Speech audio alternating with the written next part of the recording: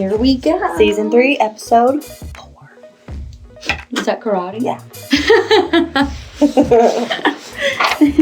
This is a crazy case because it got solved by someone like us. Yes.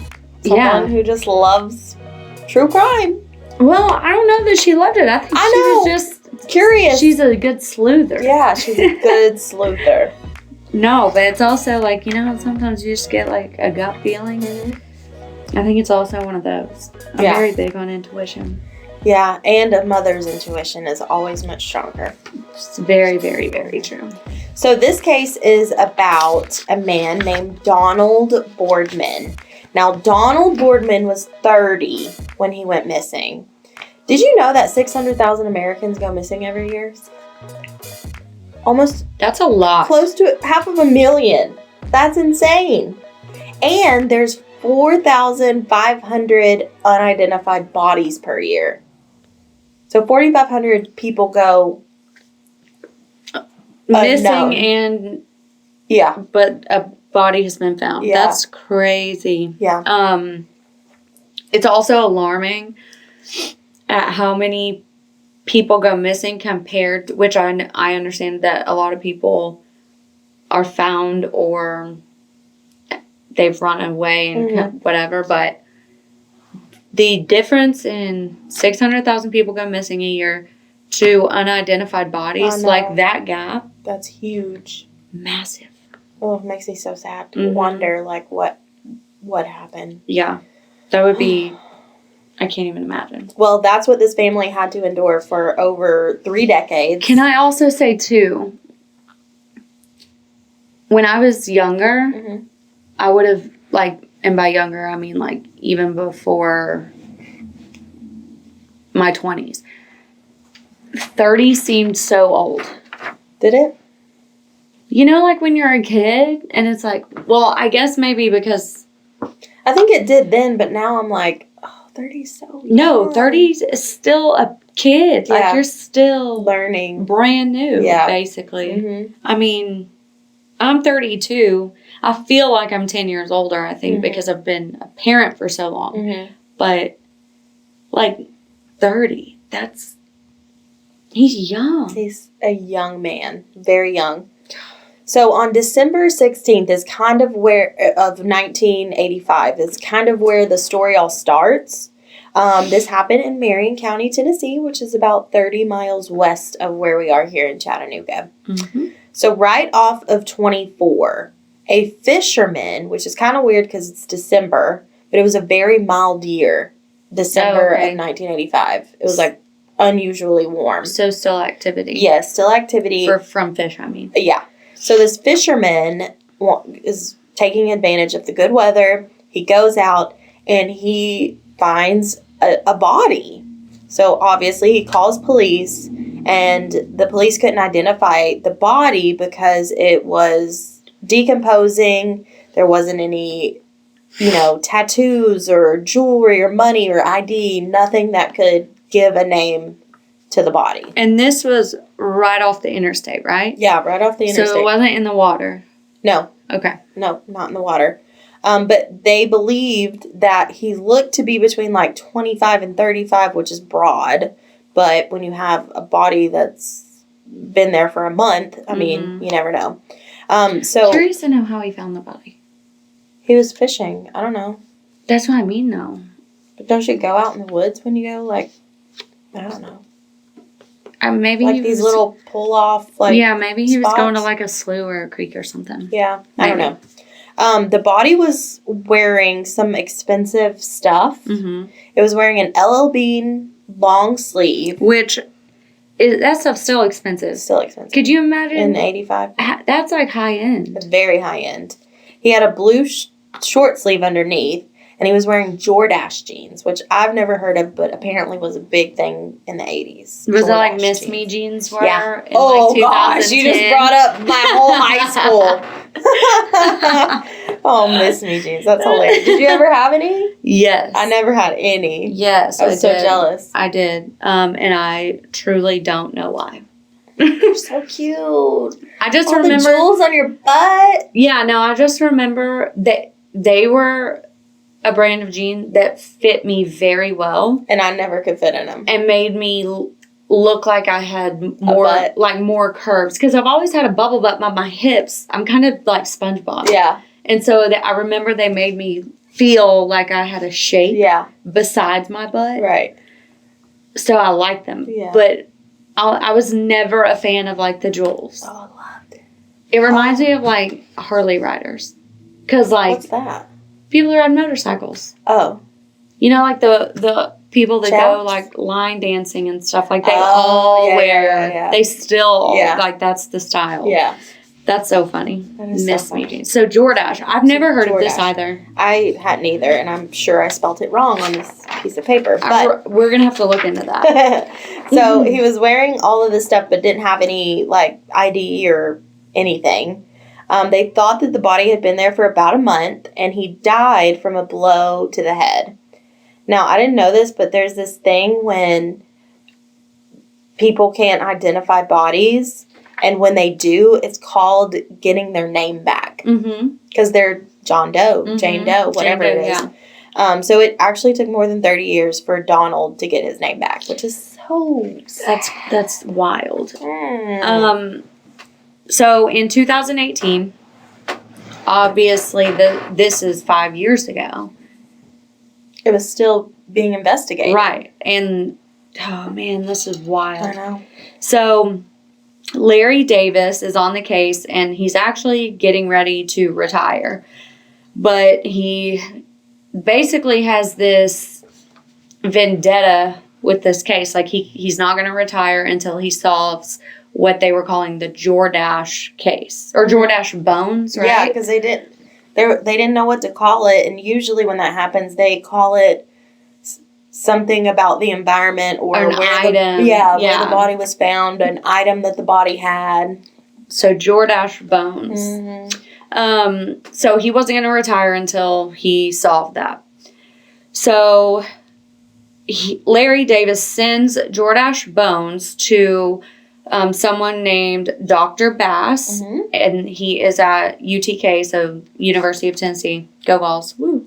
But he is most well known at UTK for his body farm, which is not as creepy and criminal as it sounds. Cool. Yeah, it is really cool. Look it up. Body farm, UTK. It's super cool. And I would also propose signing up to donate your body. Yes, you can actually donate your body to this organization. So, yeah, look into that. It's really cool. Anyway, so his analysis, he was able to give a fresh composite sketch of what this jordache bones would have looked like.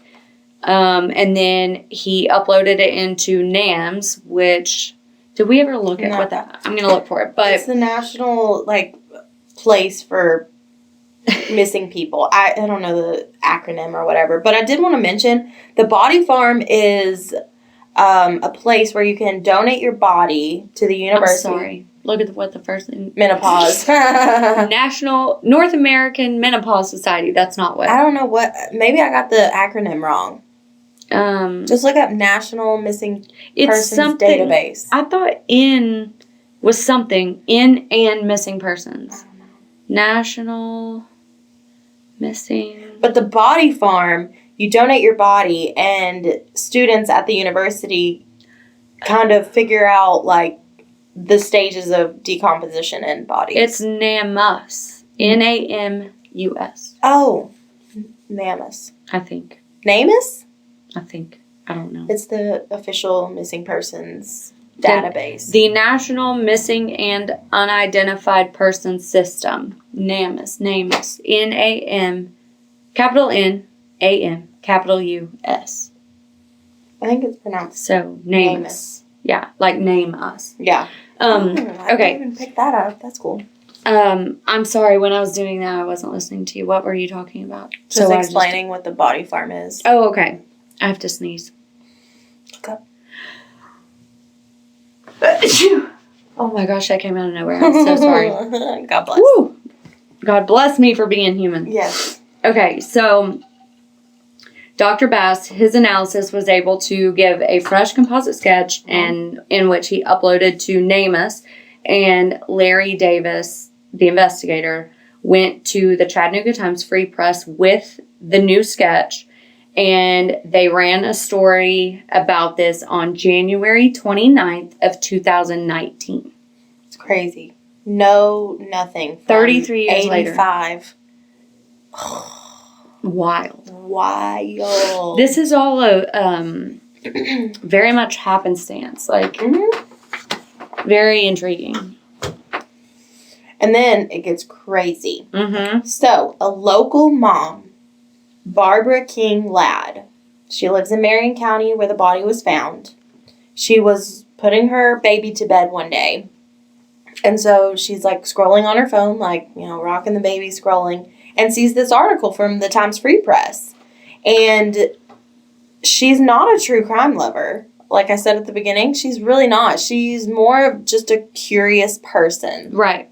Like, it'd been so long, why isn't there an answer? Mm-hmm. So she starts sleuthing. She becomes very interested in it. She looks on NamUs. She put herself in the mind of a killer, because we live in a very interesting area because there's so many states near us. Yeah, and it's also in all of this bordering states and stuff. You could be in the middle of downtown and go 10 minutes one way and feel like you're in a completely different world. And you could be, actually. Yes. It's like very... where we live, Georgia, Alabama, the Carolinas, like, it's just super easy to get there. And she thought that way and thought, okay, if he's not a Tennessean, he's got to be an Alabamian, someone from Georgia, one of the Carolinas. So that's what she did. She kind of expanded the scope, and within 1 hour, she found a match from the composite sketch to a missing person. And it's no questions asked to the composite sketch and the photo. Oh, I'm like, identical. Duh. Yeah. I mean, you would have had to actually prove to me that it was not him. Right. Because twins. Yeah. Like, it's the same freaking person. What is sad, though, is Barbara went to the police and nothing ever got done. She was able to get in contact with them, but they have to check all these things and test DNA and do all the things. And it just took a long time. So off of just some, like, mom's sleuthing. Like, that would be very frustrating. Oh, my gosh. I would be, like, chomping at the bit for the whole time until it was... Yes. I'd be sending it to law enforcement everywhere. Everywhere and every day. Like, just trying to get it. Absolutely. So, unfortunately, it took 3 years and nothing had happened. So, in April of 2021, she decides to reach out to Chamblee Police Department in Georgia. This is where he lived. He had just moved to Atlanta. He just that moved area, from Georgia. Yeah. And... that's where he was reported missing. Yeah, well, yeah, because that's where he was living. Okay. And no one knew any better. So he was born in Florida. He moved to Georgia. Found missing. in Tennessee. Okay. So Barbara reaches out to the Chamblee Police Department in Georgia where... On Facebook. That's my girl. I want to know her. I know. We might have to hire her for some sleuthing. Seriously, because she gets the job done. Yeah, she does. So she messages the police department on Facebook. Lori Bradburn reads it and actually reaches out to her and out to Larry Davis in Marion County. Lori then finds the next of kin. And Lori Bradburn, she worked for the Chamblee Police Department, like ran their social media and like other things too, right? Okay. Almost like a clerk, but maybe a little more. Yeah. Okay. Yeah. And so Lori finds the next of kin, who is a 71-year-old. It's Donald's sister, Debbie. And she's living in Anderson, Florida. Or no. She's living in Florida. Her new last name is Anderson. Okay. She was shocked because I can only imagine. I know, right? I mean, we're talking 30, almost 35 years. Yeah.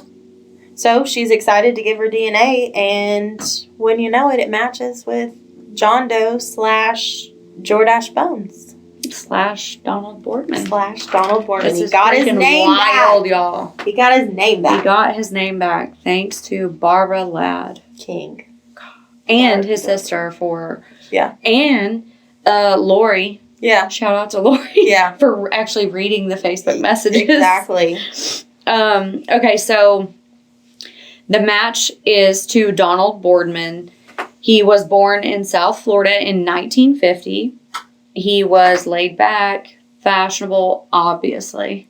I mean, 85 wearing L, being in whatever jordache jeans are. Mm-hmm. We have to look that up. Mm-hmm. And he loved health food. He also loved CDs and music. He was like obsessed with CDs. He had a ton of CDs in his car. Mm-hmm. Oh, man. I love music, too. Do you remember when we used to have, like, CD books? Like, oh, yeah. Oh, my gosh. There's nothing sketchier than, like, driving in a car with a teenager that was, like, reaching behind, trying to find a CD, like, while they're driving. Mm-hmm. Probably smoking a cigarette, too. Oh, my gosh. Okay, so he worked in the family business at a gift shop called Boardman's Gifts. I wonder what that's for. It could be like one of those, like, beach, because he was born in Orlando. It could have been like a what do you call souvenir it? Souvenir shop, yeah. He was married once, and this is crazy, y'all. This, like, part of me is like, is this real? Is this whole situation, is it real? His first marriage, he was married to the daughter of Pete Thomas, who was the longtime, like, narrator, voiceover artist for Forensic Files. Like, I know that voice like the back of my hand. You can hear it in your head. Yes. You can't, like, physically. Yes. Yeah. Like, I fell asleep to Forensic Files like my whole life. Mm-hmm. Oh my gosh. So Donald Boardman, his first wife, was that guy's daughter. Yeah. His father-in-law was Pete Thomas. You would have thought Pete Thomas would have been able to help. You divorced my daughter, right? Dang. I don't know. So interesting. Yes, mm-hmm. Very interesting. But unfortunately, that marriage, it didn't last. Then his second marriage was, I think, even quicker and ended even faster. Mm-hmm. They were like met 6 weeks later, married 6 weeks later, divorced. Like not. I wonder if they got it annulled. Maybe they did. This will tell you how fast it was, because he got a divorce the way that I've read everything. Mm-hmm. He got 2 divorces in the year 1985. Ooh. Yeah. That's crazy. Down on his luck. Yeah, I agree. Because of the next thing. So after both of his divorces in 1985, he basically tried to start a nightclub. Random. It quickly failed. Yeah, but like... He's like a health nut. Yeah, and you start a nightclub. Okay, maybe that's why he divorced 2 times in a year, too. Anyway, so he decided after the nightclub failed that he was going to move to Georgia and he would get a job at a design firm. Mm-hmm. Also would love to know what kind of design. Clothes? Maybe. He was fashionable. Mm-hmm. He had an eye. He had an eye. To celebrate his new life and his new job, he bought himself a white Camaro. Nice. And it was brand new, right? It was like 1985. Yeah. Those are... sick. Mm-hmm. Not as good as the 69 Camaro, though. Fight me. Okay, so... Still at this time, even though he moved to Georgia, he was really close with his family and talked to them as often, I feel like, as anyone that moves away. I mean, Taylor talks to his parents every morning on the phone. Really? Yeah, like both of them. Well, so they work at the same company. Mm-hmm. So I think it's like on their drive in, or like, no, it's probably when they're getting ready for work because they're on Central Time. But he talks to them on the phone after whichever kid he drops off at school. But, like, every morning. That's nice. So, I'm thinking that this could have been a similar thing. Mm-hmm. I want to know this guy. He seems like a cool guy. He does, right? Like, I also just, like, I love Pete when guys Thomas. are... Like, I wonder if Pete Thomas just talks like that all the time.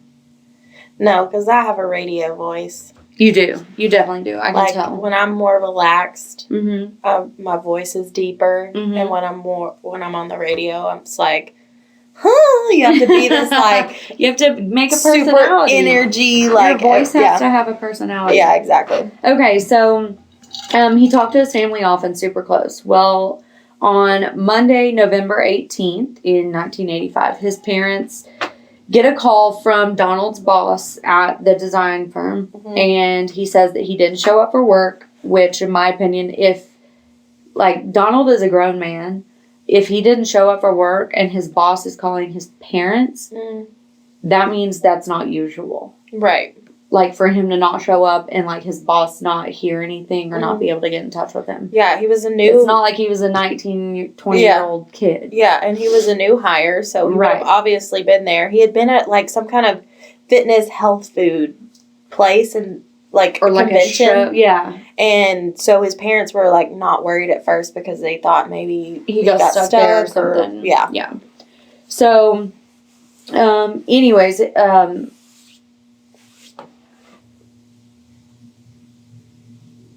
they did contact the police, but I wonder if they contacted them. I guess maybe they contacted the police and then just said, like, he was at this thing, so whatever, but no one's heard from him.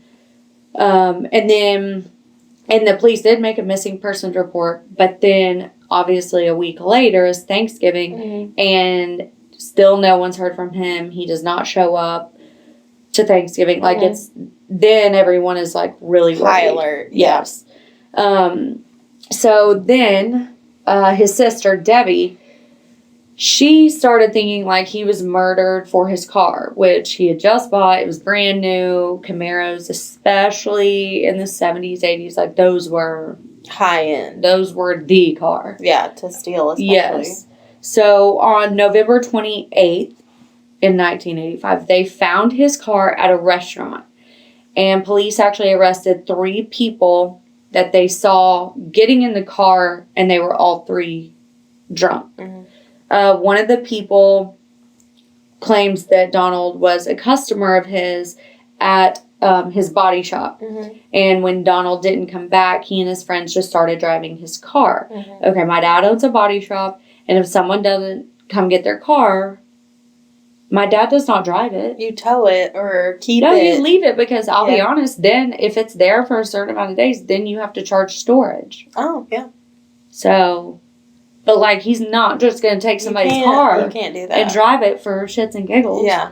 I mean, granted, this was in 1985, but no. So, the police also found Donald's credit card in the back seat, and there were charges on the card that happened after he was reported missing. Second red flag.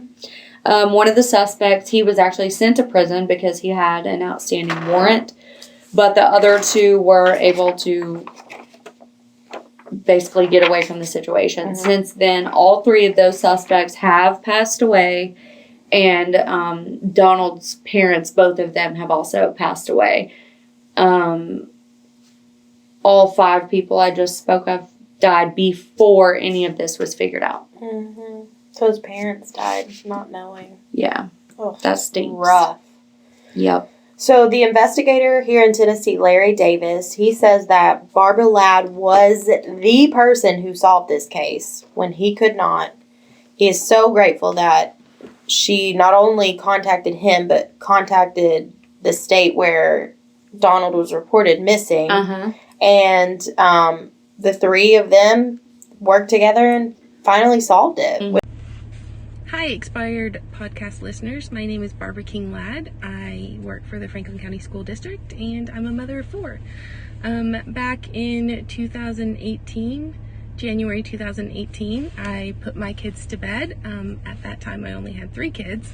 I put them to bed, and I was scrolling on Facebook, and I found an article.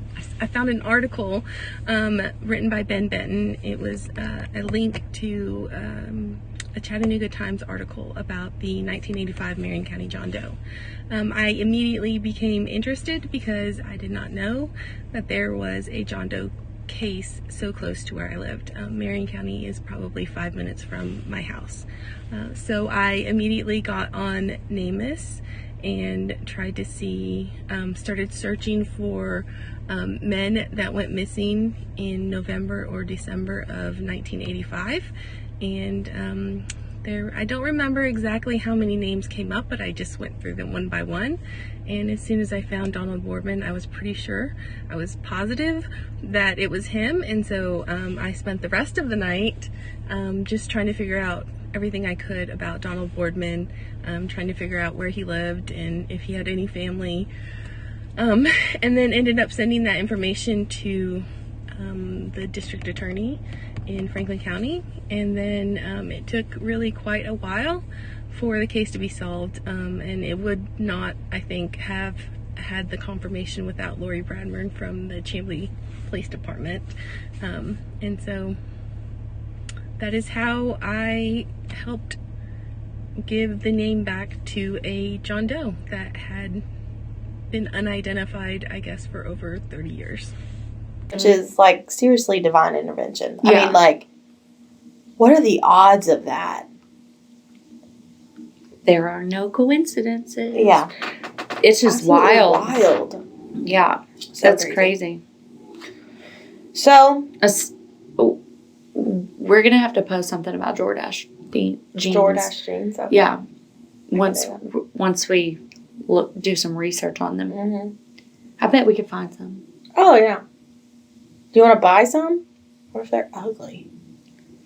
I don't know. I just want to channel my inner jordache bones.